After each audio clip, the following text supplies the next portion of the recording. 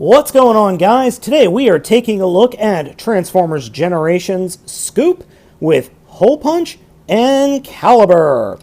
Whoop, Caliburst fall down and go boom. So, this figure is an interesting figure. It is part of the fourth wave of deluxe class figures, and I have to admit I really like this robot mode a lot. We'll get into the rest of the figure throughout the review, but the robot mode is solid. I'm going to put these guys off to the side because they seem to not want to stand up right now, but we'll talk about them in a minute. The figure itself is a overall nice homage and very nice redo of a classic G1 Targetmaster. Posability for this guy is quite good. Head is on a ball joint, though highly limited. Arms are on this this ratcheting joint and a ball joint. Swivel just underneath the shoulder. Just about a 90-degree bend at the elbows. Fists do not rotate because of the transformation.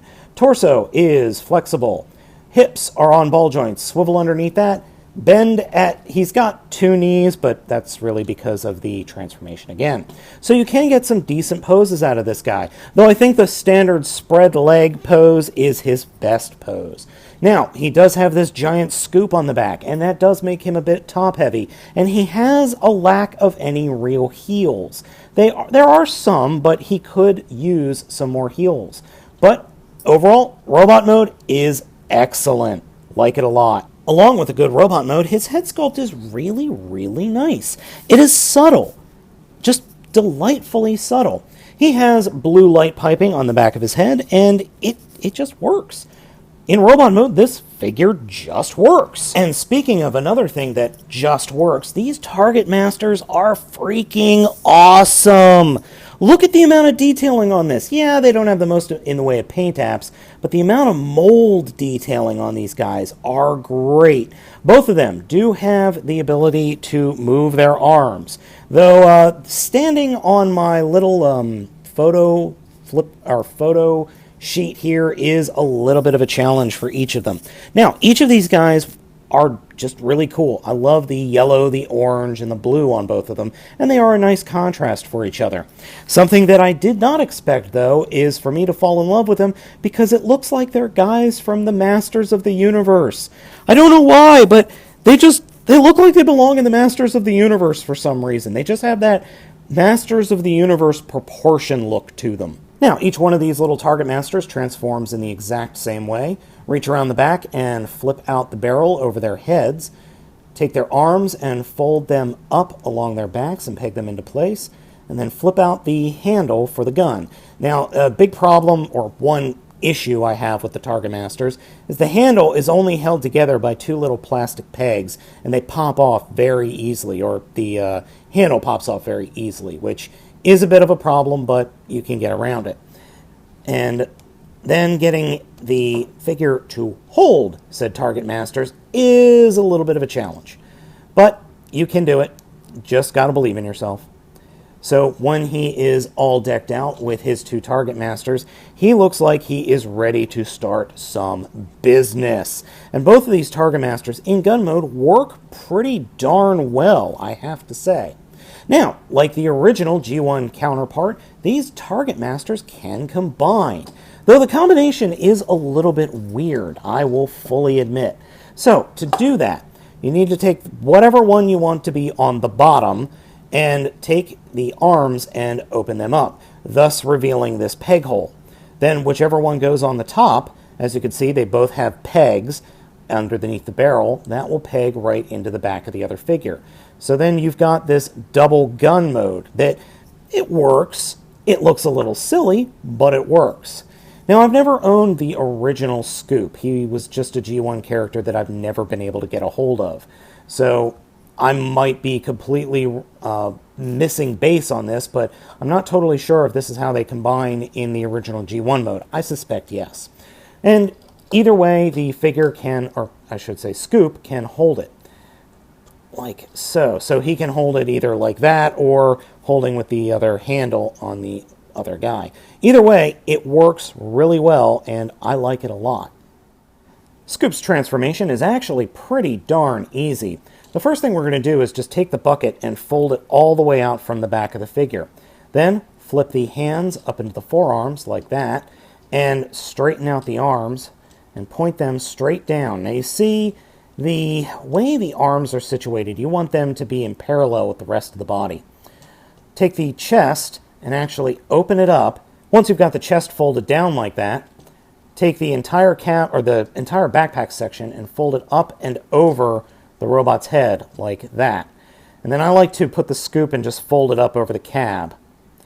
Next, what we're going to do is fold the shoulders forward, and they do 360. They don't actually stop. But what you want to do is fold them forward so that these little pegs are pointing towards the front of the figure and kind of down to the front. So you see how they're pointing down at kind of a 45-degree angle? When you do that, then take the entire torso and fold it back on the hips.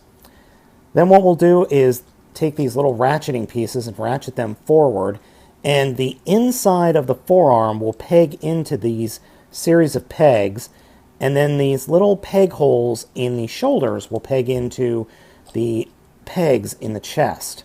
And it's actually not the chest pegs that hold it in place, but rather these pegs down here in the torso. So you want to make sure that these are pegged in correctly, because if they're not situated, then nothing will hold together.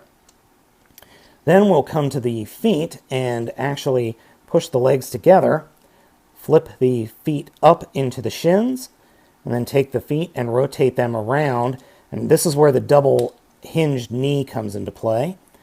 And then that will actually peg and snap into those pegs right there on the very back of the figure. And then once you've got everything fiddled with and in place, you can fold the bucket forward and just kind of leave it there. And here we have the vehicle mode. This front end loader mode is actually kind of nice.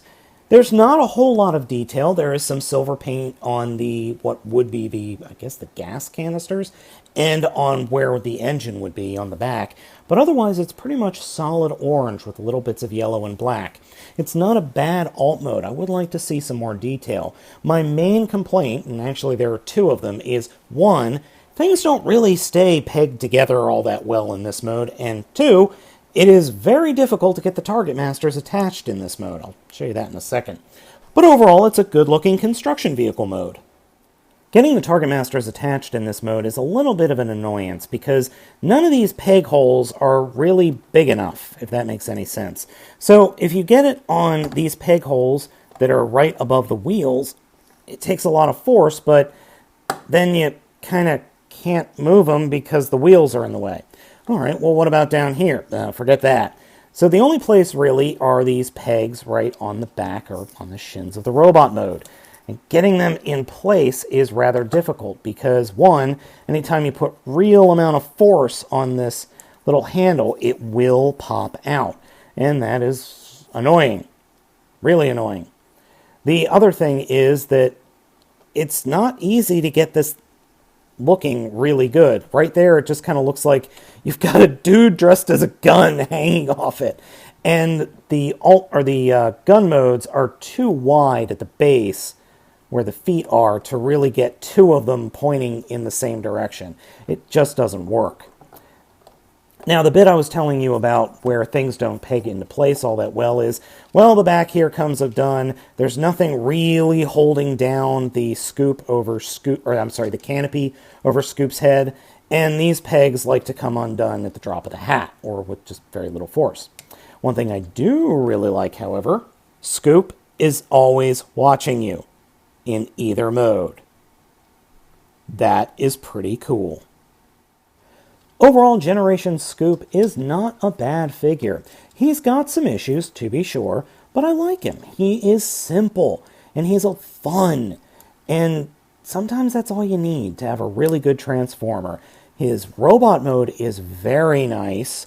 His transformation is enjoyable, if a little bit annoying, and his vehicle mode is good. It's not super, it's not knock you out of the park incredible, but it's solid. And that's really all you need in a good Transformers figure. So guys, I hope you enjoyed this video review of Transformers Generations Deluxe Class Scoop and his Targetmasters. I'll catch you next time.